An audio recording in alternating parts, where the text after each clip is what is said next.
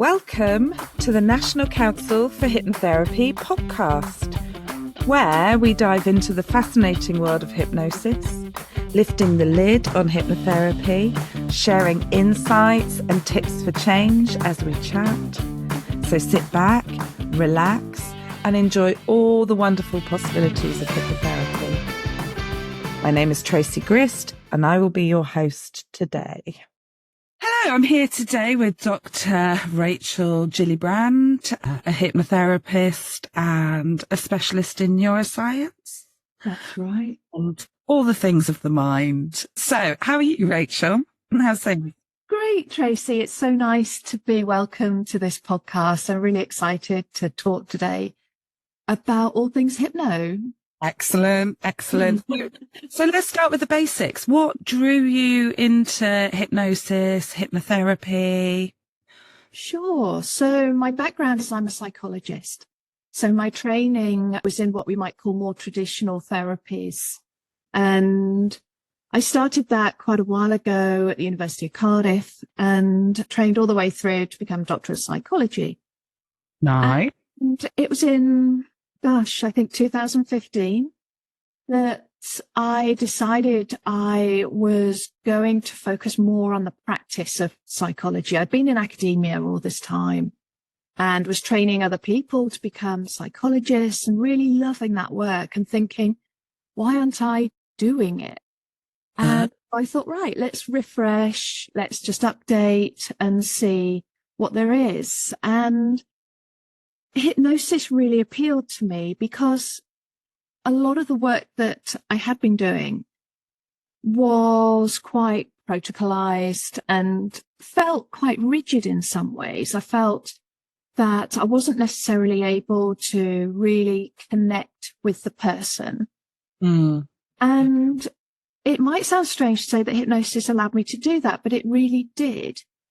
It's that connecting to the person that I really enjoy about hypnosis, that there isn't a protocol, that there isn't a format, if you like, that the session has to take, that we can use indirect suggestion, we can use direct suggestion, we can use little tricks and treats to really help people engage with what it is that is bothering them so and what it is that they need help with.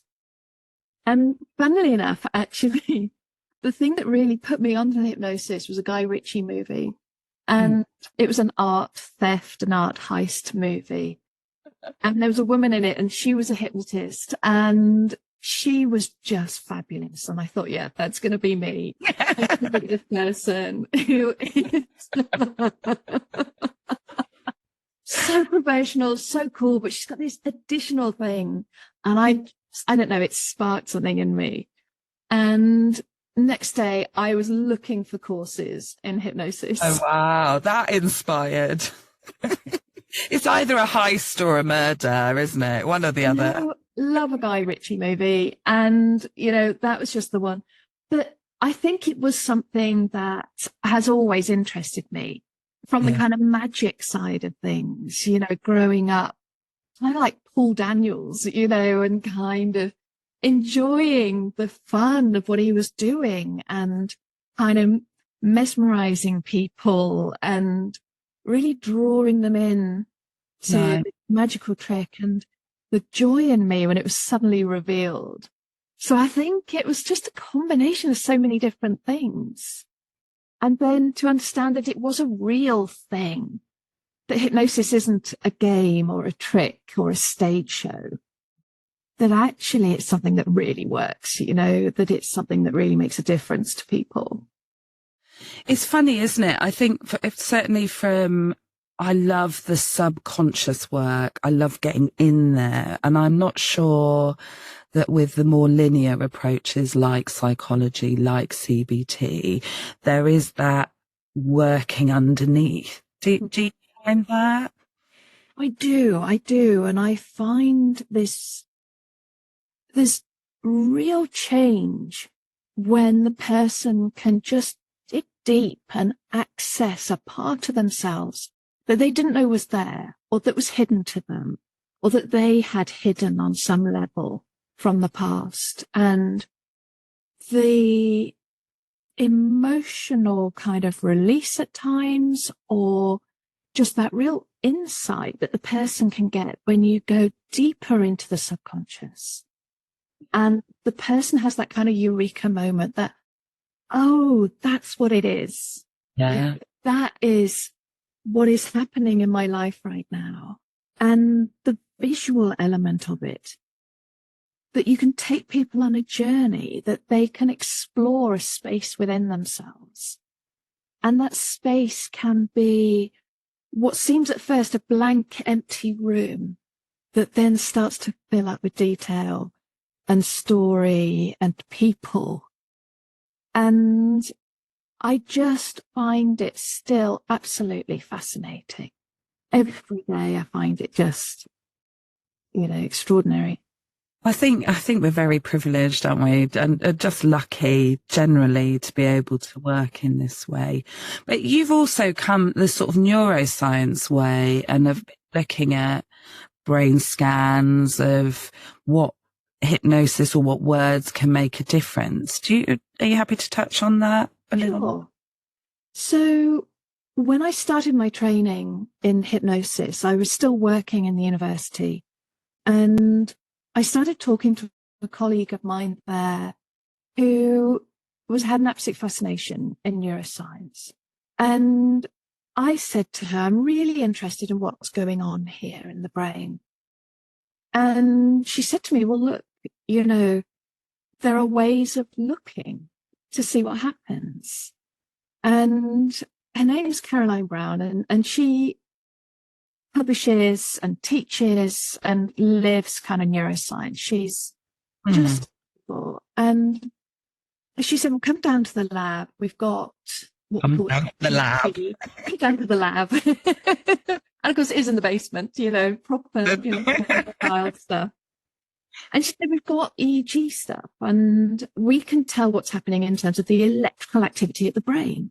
What? We've got these headsets, we can pop them on, and we can see what's happening in different areas of the brain during anything. And she was teaching this to students, and they would, attempt various kind of experiments with this to see what would happen in your participant. And one thing they had there, which really excited me, was what we might call a perambulatory kit. So it's a wireless kit. You can pop it on and walk around. And this piece of kit allows us to have somebody in a normal environment. So this is my room. This is where I work from. Somebody here could be sat in a chair wearing this piece of kit, and I could be talking to them. We could go into hypnotic trance, and I can see what is happening in real time in the brain. Yeah. It's pretty cool. Pretty cool. And that just excited me. And so I was fortunate in that I got a little bit of funding from the university for a kind of summer holiday project, got the students involved, trained them up in delivering research with kind of real people, not to other students, but members of the public. And we conducted studies into the effect of hypnosis on the brain. And what we found the most interesting to me, is the impact on creative thinking. Okay. That when we put somebody into trance, and the trance that I was using was a kind of journey type trance with a metaphor in the middle of it. So is that like a visual story? Yes, a visual story where you would walk into a place and find safety there and be nurtured in that place, and then start to explore the place and to explore yourself within that story. The story was about kind of looking at things in a new way, about seeing the sunrise. It was about really tackling that thing you've got in your mind right now, knowing that you've got the skills and resources to do so, and being able to access them and see the sunrise, to see that positive change. There's a beautiful, beautiful pattern of language. Yeah. And everybody had the same pattern of language. And throughout that, we could see the person visualizing the space we could see parts of the brain activate as they walked along this boardwalk and onto the beach and run the sand through their hands. Nice. We could see them light up as they got this message that they already had what they needed to solve the problem, if you like, to bring the solution into their lives. Yeah. And what we saw were these creative areas of the brain just light up. It's almost like a kind of firework going off in the sky, one of those great exploding ones where all the colors kind of shimmer around the sky above. It happens in the brain, and the creativity parts of the brain, the creative thinking, lights up as the person goes, aha, I can do this. And that excited me so much and began my journey into exploring the brain even further. Wow. So do you think, one of the things that I like about hypnosis and hypnotherapy is the creativity of us working to reframe and talk about something from a different point of view. Do you think that maybe problem solving our issues relies on us being creative? Do you think there is an element of... I kind of think it's the definition. Oh, I like it. It's the definition of problem solving in a sense, isn't it? Yeah. It's drawing on past experiences. It's drawing on knowledge. If you can imagine, there's a wonderful library inside of you that all the books are things that you've experienced, knowledge that you've gained.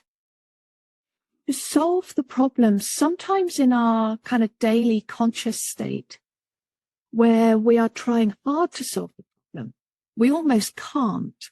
It's like when you're doing a crossword and you're thinking about it. What is that word? What is that word? It doesn't fit. It doesn't fit. If we just keep digging into the library, we might keep pulling out the same book. It's something about gardening. I've got a gardening book here somewhere. Let's pull it out and have a look. Still, I'm not finding the right answer. When we drift and dream, which often is the experience of hypnosis, that lovely sense of daydreaming, we go into a state in the brain, kind of like the default mode network. It's when the brain starts to relax and just gets on with other stuff. It's stopped deliberately thinking about the problem, but work is happening in the background. Then the brain picks a different book from the library and it opens it and it shows it to you. And you're like, oh, the answer's in that book. And you know what it's like? You can step away from a crossword, go put the kettle on, put the washing on, go for a walk, whatever it is. And you're like, that's the answer. Yeah. And that's what your brain has done, the creative processing that it's been doing, where you were focused on that section of the library, trying to find the answer in there. The brain went, oh, but you know what? What if we look in that part of the library? Mm-hmm. And there the answer was. And we need to be able to go into trance, to go into this place of natural kind of daydream and drifting along, allowing the brain to get on with it without us interfering. To actually find the answers sometimes. And that's when the most creative solutions come. I think that's the difficulty, isn't it, in today's society, the pressure to work hard, to work more, to be awake longer. And there's no space for play. There's no space for fun. Or if we do, we feel guilty and that we shouldn't. And I don't know. I think that we're losing that part of ourselves over time with this. I get up at 5 a.m. And it all becomes really linear and constructed, and breaking free from that. Do you find, so with the hypnosis and the creativity, do you find that, I've got a menopausal lady blank in my brain now. You have a natural. A bit of menopause brain. So reeling it back in, do you find that people go, when they come and see you for a session, do you find that they leave lighter? Because not only are you practicing hypnosis, but they also get a space just to be. Yeah. Yes, I do. When you're offering hypnotherapy, you aren't just offering hypnosis. You know, it isn't that the person comes in and says, right, I want this fixed, and that we go, oh, tick tock, and off you go, it's fixed now. That isn't how hypnotherapy works. There is the therapeutic space, that space that we hold together, where we can explore feelings and emotions and thoughts, where we have time to talk about the things that need to be talked about, that we can sit and not talk if it's necessary, that a moment can be held where you can feel safe, where you can feel that you don't have to be anybody else right now, that you can just be you. And that, I think, is such a powerful thing. Yeah. Yeah. You know, how often are we able to just be us? Yeah. Yeah. I think, or to find out about us as well, you know, and having that space where we can give to ourselves, especially in this busy life. Yeah, as you know, I love it. I'm a convert. I just think it's fantastic. I think it's fantastic that you've got science and evidence to back it up as well.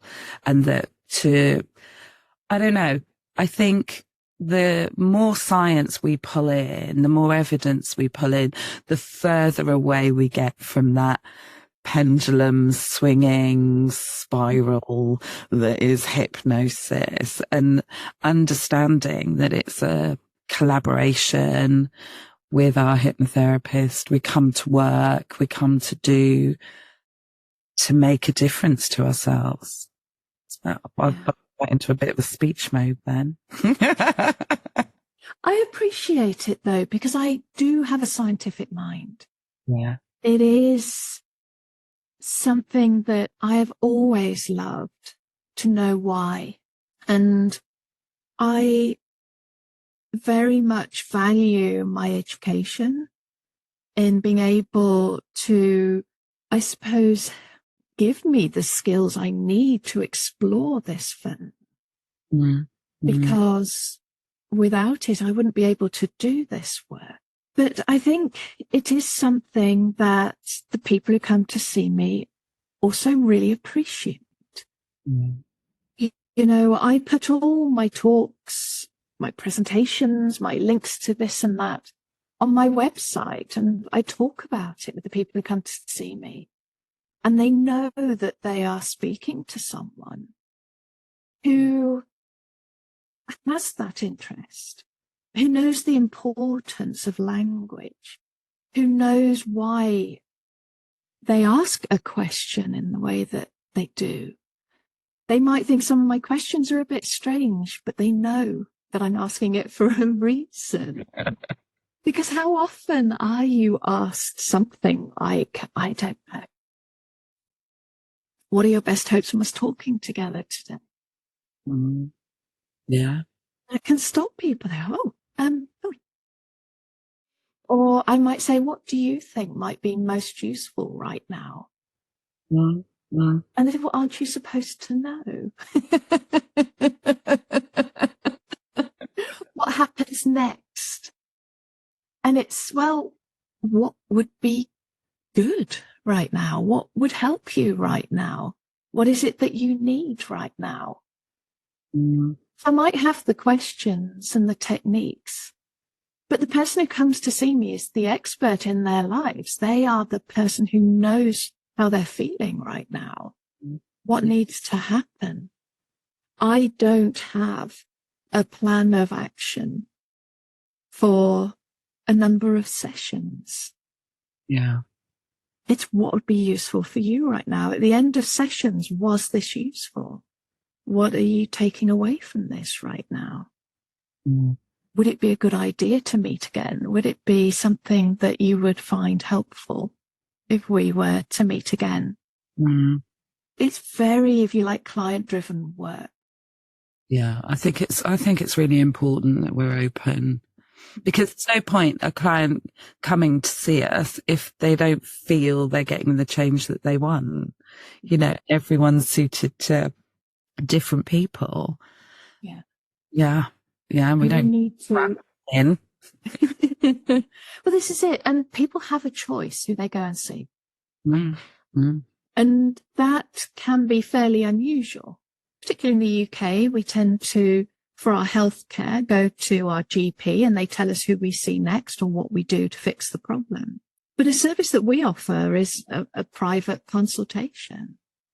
And so it is down to the client, the person who comes to see us, to choose the right person for them and to have the right number of sessions for them. Mm. And only they know. That's the thing. We don't know. We don't know. Yeah. Yeah. And also that's okay. Yeah. So what sort of client would you see? What do you have a particular interest or focus, or are you open to people who want hypnotherapy? Yeah. I see everybody. You know, part of my training and teaching at the university was in child psychology. And so I work with children typically from the age of 6 upwards. Yeah. And that involves a lot of play and really getting down to their level. They are still very self-directed. When there's a problem that they're facing right now, together we find their solution to that problem, you know, and I get to know them and their world and help them find what would be useful for them. Yeah. I work with teenagers, and teenagers are incredible people to work with. So articulate and so clear as to what needs to change. Yeah. And I really feel that sometimes that's really where my legacy lies, because they are now entering adulthood with the tools they need. Yeah. Yeah. And that is something that I feel very proud of, working with those lovely teenagers. And sometimes there's a gap, isn't there, with the NHS and treatment, from where children go from being a child into adult services. And I think as a private practitioner, I find it's really nice to hold their hand through that transition. Because we can go at their pace. Yeah. It doesn't matter what the number is in the age box on the piece of paper. Yeah. Yeah. You know, we meet the person as they are. Mm. And in fact, my doctorate was all about transition into adulthood. And so it doesn't happen at a set age. I know. I don't know. Still waiting.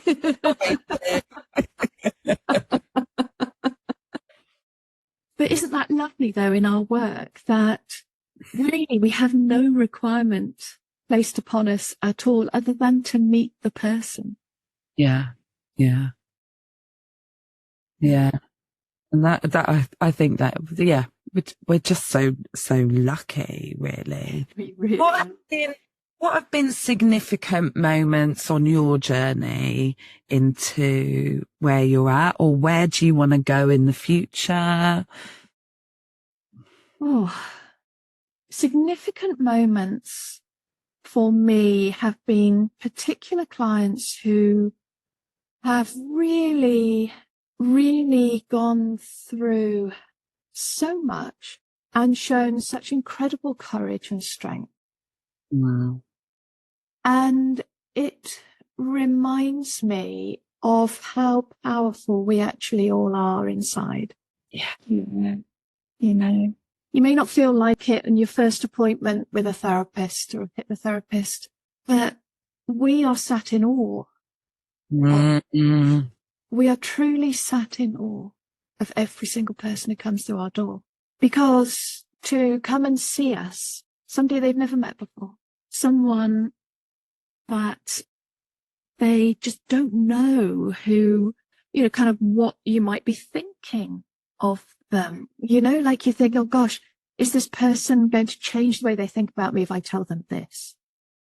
Will it make them do this? Will they react to that? Will they, you know, the effort it takes to knock on the door, to open up Zoom, should never be underestimated, because this work has really shown me the power of these people to ask for help.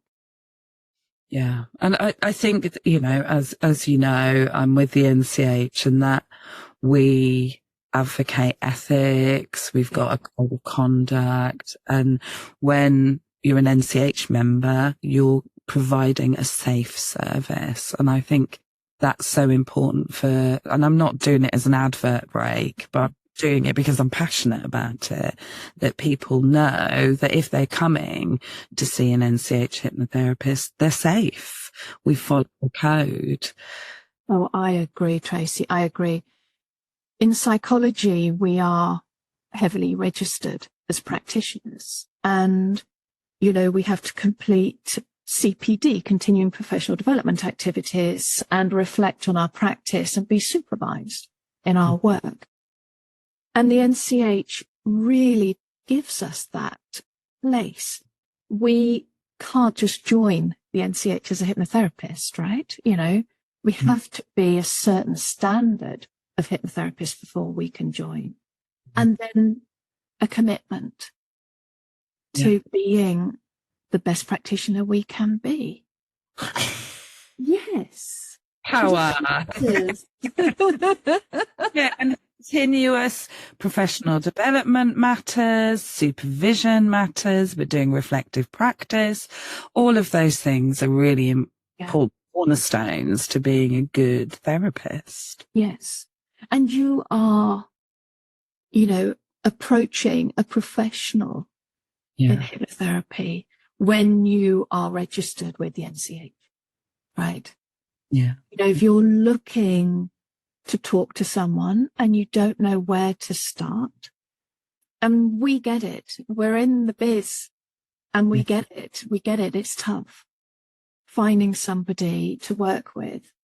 Especially if you're looking for your child, especially if you're looking for somebody that you care for, nobody knows where to begin. Mm-hmm. Actually knowing that there are so many people who say they're practitioners. So looking for someone who's safe and good is really important. Yeah. Yes. And, you know, it's important to remember too, that through the NCH, we get our DBS clearance. Yeah. And that is enormously significant if you are to trust a therapist to work with your child, your teen.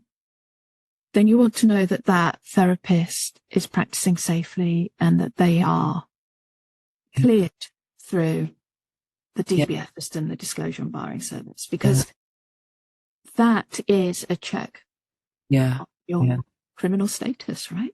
Yeah. Well, we're getting very serious now. We're getting very serious. Have you got any favourite books, favourite films? What's been a good read? Like, what about Rachel? What about Rachel? What fills you with joy? Rachel is an enigma. She's confusing. She can be very highbrow and say things like the book that speaks to her is Up in the Time of Cholera. It's one of my favorite books. Gabriel Garcia Marquez.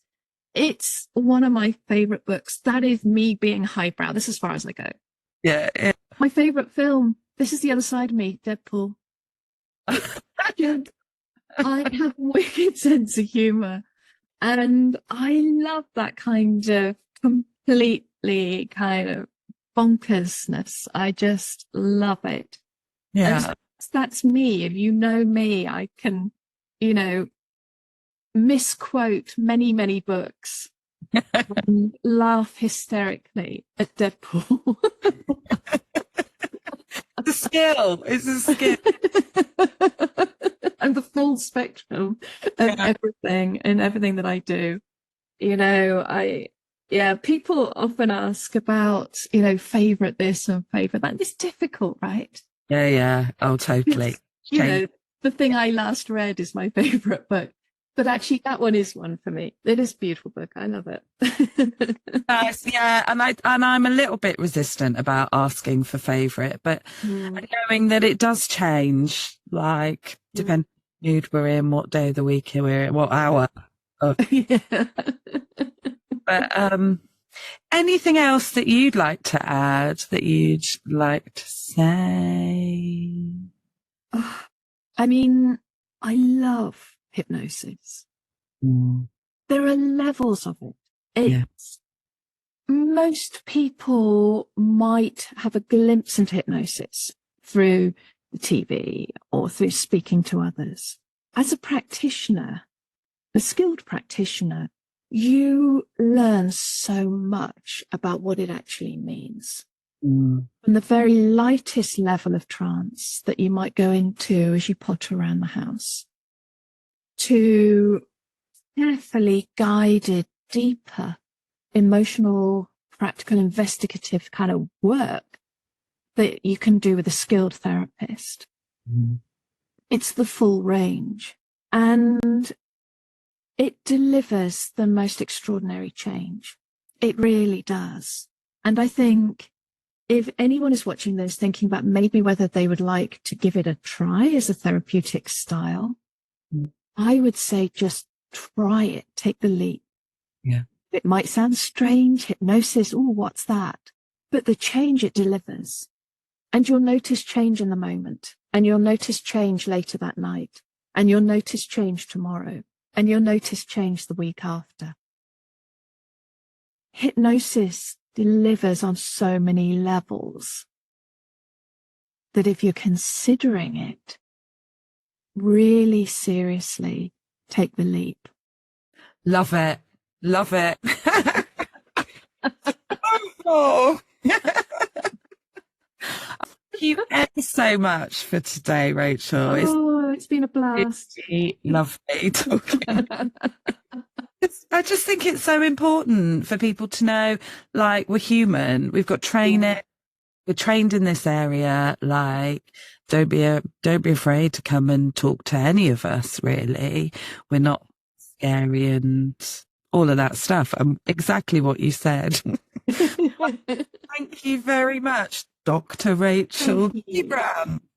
Thank you, Tracy.